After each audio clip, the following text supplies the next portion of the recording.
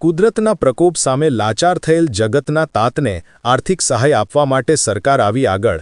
વડોદરા જિલ્લાના સમસ્ત અસરગ્રસ્ત ખેડૂતોને આગામી 3 દિવસમાં સરકાર ચૂકવશે પાક સહાય। જિલ્લા ભાજપા પ્રમુખ દ્વારા સહાયને લઈને પત્રકારોને આપવામાં આવી માહિતી।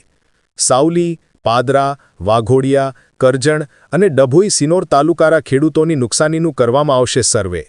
વહીવટી તંત્ર સાથે ભાજપા સંગઠન પણ ખેડૂતોની કપરી સ્થિતિમાં રહેશે સાથે મુખ્યમંત્રીની સૂચના બાદ આગામી 3 દિવસમાં વહીવટી તંત્ર સર્વેની કામગીરી કરશે પૂરી। સર્વેની કામગીરી પૂરી થયા બાદ અસરગ્રસ્ત ખેડૂતોને સરકારી માપદંડ મુજબ આપવામાં આવશે આર્થિક વળતર।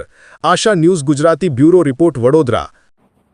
છેલ્લા અઠવાડિયાથી જે કમોસમી વરસાદ પડી રહ્યો છે ગુજરાતભરની અંદર અને ખેડૂતોને ખૂબ નુકસાન છે તૈયાર પાકની અંદર, ત્યારે અમારા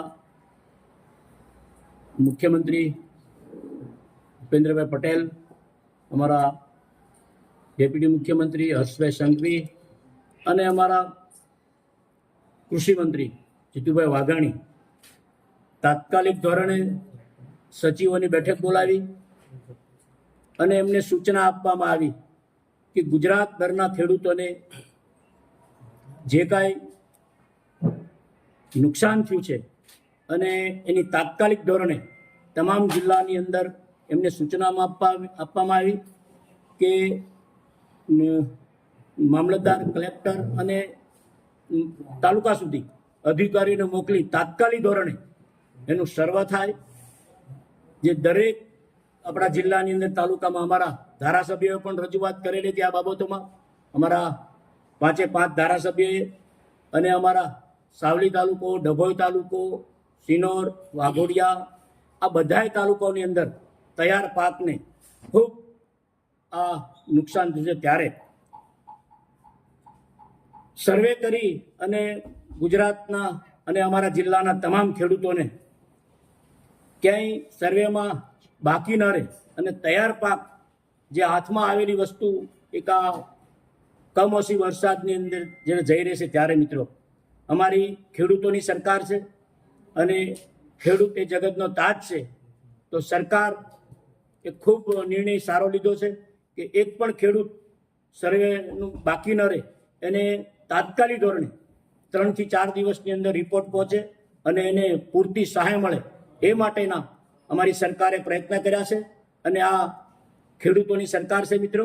અને તમામ ખેડૂતોને જે નુકસાન થયું છે એને તાત્કાલિક ધોરણે સર્વે કરી અને જે મળવાપાત્ર રકમ છે એ સારી રીતે મળે એવી સરકારની પણ સૂચના છે। અને અમારા ધારાસભ્યો અને અમારા સાંસદો અને અમારા સૌ પદાધિકારીઓ આ કાર્યક્રમમાં જોડાયા છે અને તાત્કાલિક ધોરણે ખેડૂતોને સહાય મળે। મિત્રો, ખેડૂત એટલે જગતનો તાજ છે। આ કમોસમી વરસાદની અંદર જે કાંઈ નુકસાન થયું તાત્કાલિક ધોરણે ભરપાઈ થાય એવી સરકારની ખૂબ સૂચના છે। અમારા મુખ્યમંત્રી અને અમારા ડેપ્યુટી મુખ્યમંત્રી અને અમારા કૃષિમંત્રી અને મેં પહેલાં પણ કીધું એમ કે અધિકારીઓને તાત્કાલિક સૂચના આપી છે અને જલ્દી સર્વે થઈ અને તાત્કાલિક ધોરણે એમને સહાય મળે એવી શુભકામના।